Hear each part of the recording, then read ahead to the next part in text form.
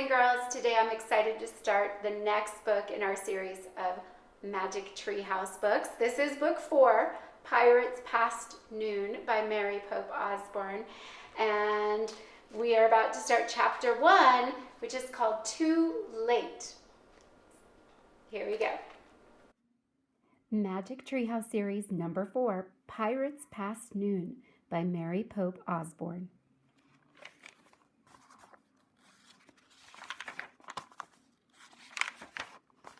Chapter 1. Too late. Jack stared out his bedroom window. The rain kept falling and falling. The TV said it would stop by noon, said Annie, his 7-year-old sister. Oh, it's already past noon, said Jack. But we have to go to the treehouse, said Annie. I have a feeling the M person will be there today. Jack pushed his glasses into place and took a deep breath. He wasn't sure he was ready to meet the M person yet.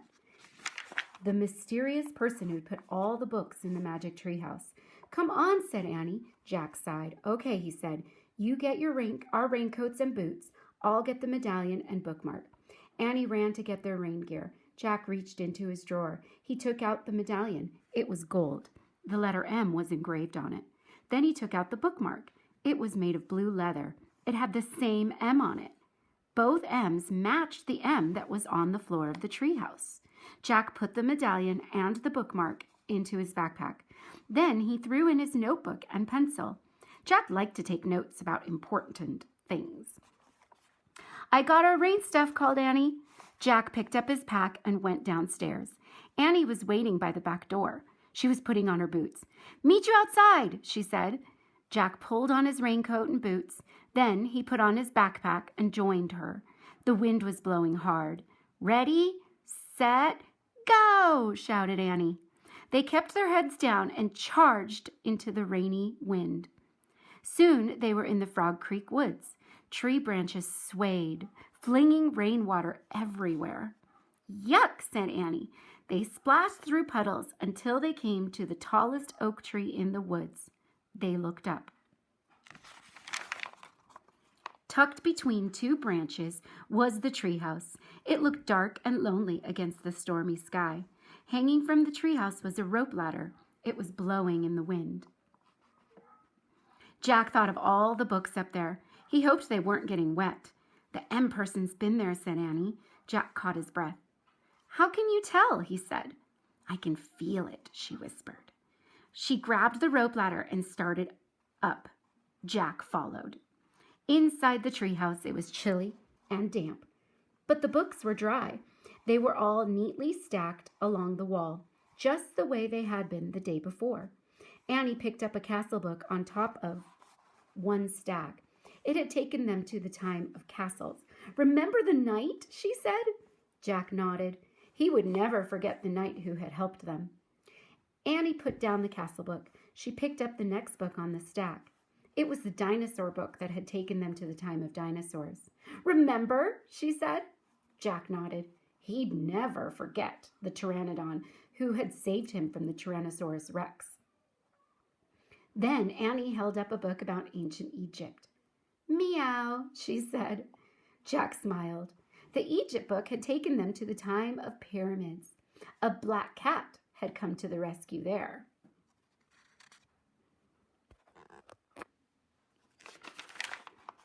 And here's the book about home, Annie said. She held up the book with the picture of their hometown in it. Frog Creek, Pennsylvania. Jack smiled again. The Pennsylvania book had brought them back home at the end of each of their adventures. Jack sighed. Okay, he still had 2 main questions. Who was the M person who had put all the books here? And did the knight, the pteranodon, and the cat all know the M person? Finally, Jack reached into his backpack. He took out the gold medallion and the leather bookmark. He placed them on the floor, right over the spot where the M glowed faintly in the wood. Rain blew into the treehouse. Brr, said Annie. It's not very cozy today. Jack agreed with her. It was too wet and cold. Look, Annie pointed to an open book lying in the corner. I don't remember a book being open. Me neither, said Jack. Annie picked up the book. She stared at the picture on the page. Wow, this place looks great. She showed the picture to Jack. He saw a sunny beach, a big green parrot sitting in a palm tree, and a ship sailing on a blue sea. Another gust of rainy wind blew into the treehouse. Annie pointed to the picture. I wish we were there instead of here, she said. Yeah, said Jack, but where is there? Too late, came a squawk. Jack and Annie turned quickly. Sitting on a branch outside the window ledge of the treehouse was a green parrot, exactly like the parrot in the picture. Too late, the parrot squawked again. A talking parrot, said Annie. Is your name Polly? Can I call you Polly? Suddenly, the wind started to whistle. Oh, no. Now we're in big trouble, said Jack. The wind blew harder. The leaves shook.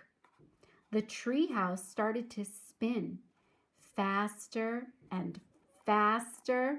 Jack squeezed his eyes shut. Then everything was still. Absolutely still. Jack opened his eyes. Too late, squawked Polly. Next will be Chapter 2, The Bright Blue Sea. I hope you enjoyed the beginning of Pirates Past Noon. Stay tuned for Chapter 2, The Bright Blue Sea.